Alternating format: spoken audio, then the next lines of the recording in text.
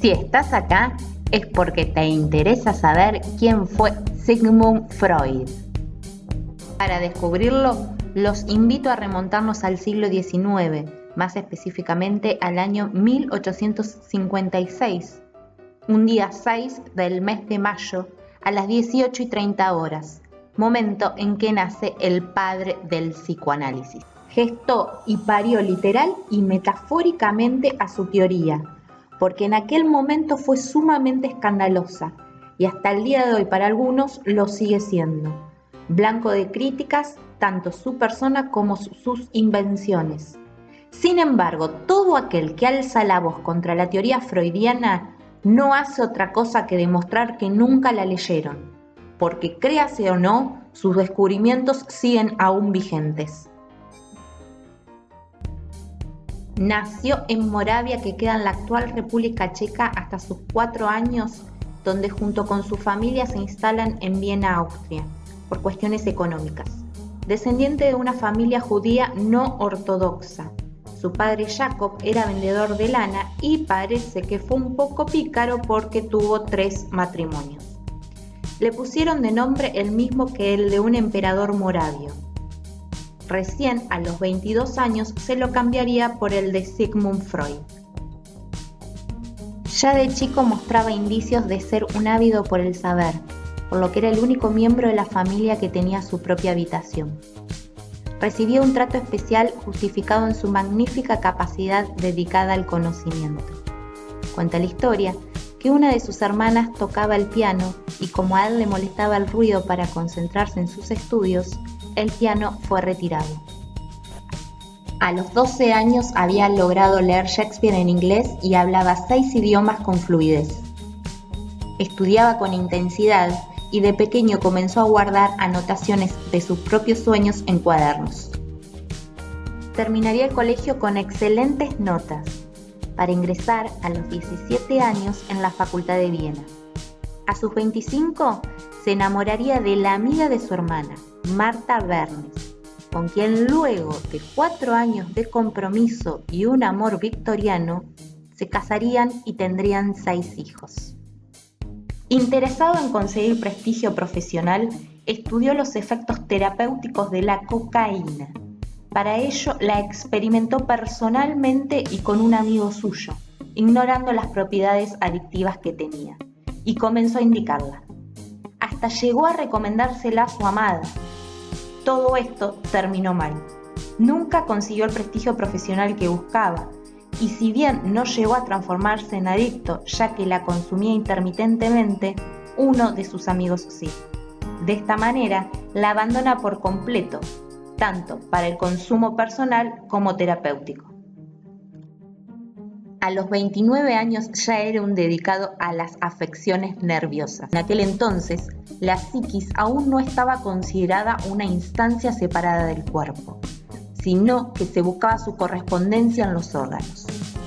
Será a partir de la inspiración que encuentra en Charcot, un importante neurólogo del momento, que iniciaría la investigación de la mente desde una inquietante y nueva visión. Rondando los 40 años, el psicoanálisis ya tenía sus pequeños retoños. Realizando la hipnosis en consultorio, comenzó sus prácticas médicas en condiciones económicas que apenas le permitían cubrir los gastos. Allí nacería el famoso diván, porque le era más práctico para realizar el estado hipnótico. Al ver que la hipnosis no funcionaba, la dejaría atrás. Sin embargo, descubre algo de aquello que insiste en el sujeto, lo que llamará posteriormente síntoma. Luego, intentaría con el método catártico, con el que también encontró limitaciones, para dar lugar finalmente a la regla fundamental de todo análisis, la asociación libre, fundando las bases del psicoanálisis en su sentido más estricto. Tras la muerte de su padre, Freud realizó lo que ningún otro ser humano logró hacer, su autoanálisis. Aquello duró 4 años, interpretando sus propios sueños, sentimientos, saltando su propia barrera represora, sin juicios morales, desde un pensamiento meramente investigativo. Así daría luz al famoso término complejo de Edipo. lo cual generó un rechazo social dentro de un contexto lleno de pruritos y juicios de valores muy fuertes, en donde la sexualidad era mucho más tabú que en la actualidad. Generó mala reputación en su persona, por ello lo tachaban de escribir pornografía, como un ser desagradable. La teoría planteaba que el hijo deseaba a su madre o padre. Imagínense el escándalo que supuso eso. El libro La interpretación de los sueños lo consideró su mejor trabajo. Se publicó en 1899, pero como quería que entrara en el siglo XX, le puso como fecha de publicación 1900. Nadie se dio cuenta de ello. Vendió solo 300 ejemplares en 6 años. Ya para 1902, antes de fundar la Sociedad Internacional Psicoanalítica, comenzaría a juntarse los días miércoles con colegas y seguidores, todos judíos, en la sala de espera de su consultorio, donde estudiaban diversos temas. Aquello terminó por llamarse la Sociedad de los Miércoles. Luego se formarían las escuelas de Viena y Zúrich. Además, fue captando adeptos en países remotos. Mientras crecía el psicoanálisis, las críticas también aumentaban.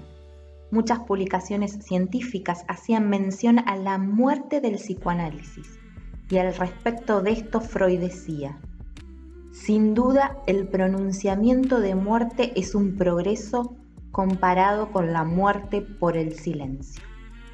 Luego de muchos años de trabajo en las teorías de Freud, la Sociedad Internacional Psicoanalítica terminaría por separarse. Jung y Adler encabezarían este cimbronazo que sufriría el movimiento psicoanalítico. Como consecuencia de la ruptura, Freud crearía un grupo de discípulos incondicionales para liberarse de traiciones futuras. En el contexto de la Primera Guerra Mundial pasaría uno de los peores momentos de su vida. Sus 3 hijos estuvieron alistados en el ejército austriaco. Económicamente estuvo tan mal que pasaba inviernos titiritando de frío en su estudio intentando trabajar. Llegó a cambiar uno de sus escritos por una bolsa de papas. Luego de la guerra, las cosas siguieron pésimas. Su hija Sophie, que dicen que era la favorita, moriría por desnutrición y neumonía. 6 semanas después de su muerte, en 1920, escribiría Más allá del principio del placer.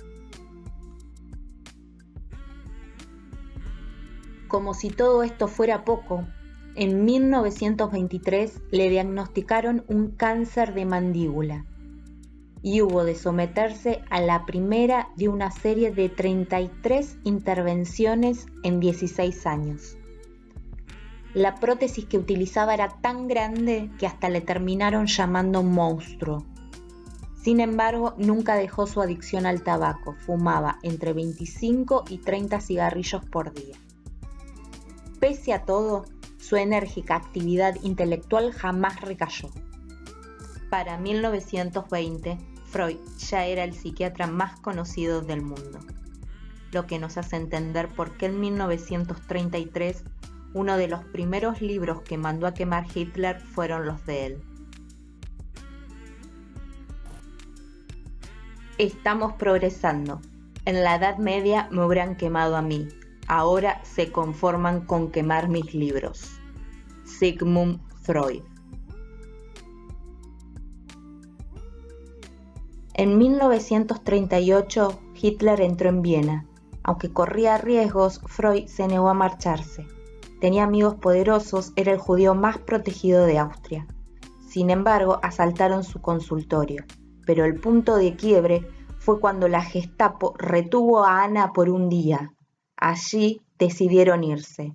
Freud, Marta y Ana se fueron a Londres. Las 4 hermanas de Freud no pudieron salir y murieron en campos de concentración. En ese marco espantoso, el psicoanálisis aún seguía siendo controvertido y rechazado por muchos. Freud ya se encontraba cansado de tener que pelearse para que aceptaran sus ideas. su salud tampoco se lo permitía, el cáncer había avanzado. Débil y todo, seguiría atendiendo. En una ocasión tuvo un encuentro con el artista surrealista Salvador Dalí, quien aprovechó la ocasión para hacerle un boceto.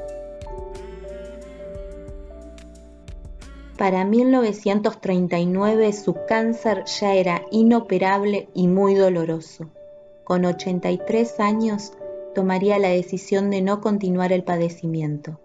Un día le dijo a Ana, con quien tenía una relación muy intensa: no le dejes que me atormenten innecesariamente. El 23 de septiembre le comunicó a Ana que había llegado el momento. Con una dosis letal de morfina, Freud abandonaría este plano para liberarse así del sufrimiento.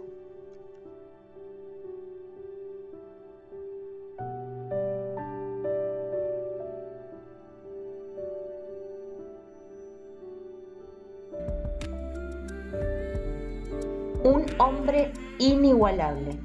Con él culminan los sucesivos avances que desde el siglo XVII dejaron atrás los presupuestos religiosos y configuraron la mentalidad científica moderna.